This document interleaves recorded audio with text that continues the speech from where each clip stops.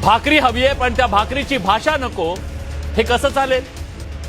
कारण मराठी भाषा ही तर पोटाची भाषा आहे. ती ज्यांचं पोट भरते त्यांना पोटाची भाषा वाचता बोलता आलीच पाहिजे.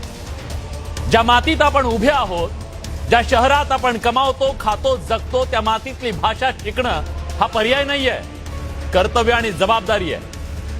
इथे येऊन कमाई करायची पण इथल्या लोकांशी 2 शब्द मराठीत बोलायची तयारी नाही, हा कसला अहंकार आहे? महाराष्ट्र सरकारनं टॅक्सी आणि रिक्षा चालकांना जणू हे ठणकावलंय. 1 मे पासून महाराष्ट्रात नियम लागू होणार आहे. मराठी वाचता बोलता येत नसेल तर परवाना रद्द होईल. आणि या चुकीचं काय? रिक्षा टॅक्सी चालवायची म्हणजे लोकांशी संवाद साधावा लागतो. लोकांची भाषा समजली नाही तर सेवा कशी देणार आहात? एखादा परप्रांतीय चालक जर स्थानिक भाषेतले पत्ते, रस्त्यावरच्या सूचना हे सगळं वाचू शकत नसेल किंवा प्रवाशांशी त्यांच्या भाषेत संवाद साधू शकत नसेल तर तिथं सुरक्षेचा प्रश्न निर्माण होतो. त्यामुळे प्रवाशांच्या सुरक्षेसाठी मराठी भाषा आवश्यक आहे. इतर राज्यात किंवा देशात जाऊन बघा, तिथं त्यांच्या भाषेचा आग्रह कसा असतो. चीन भाषेच्या बाबतीत जगातील सगळ्यात कठोर आग्रही राष्ट्र आहे.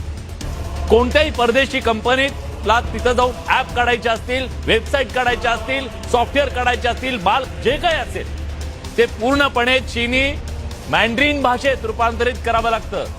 कॅनडात बिल 101 नावाचा कायदा आहे.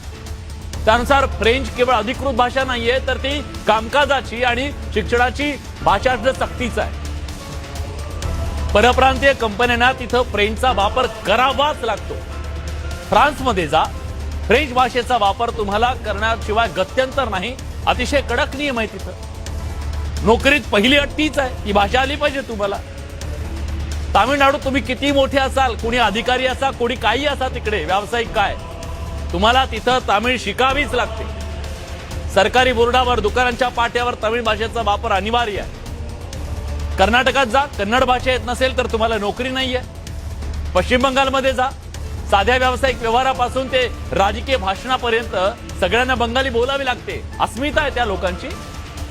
मग महाराष्ट्रात मराठी शिका एवढं जर म्हटलं तर कुणाचा इगो दुखावण्याचं आणि भावना दुखावण्याचं कारण काय? वरून काही लोक आंदोलनाच्या धमक्या देत आहेत.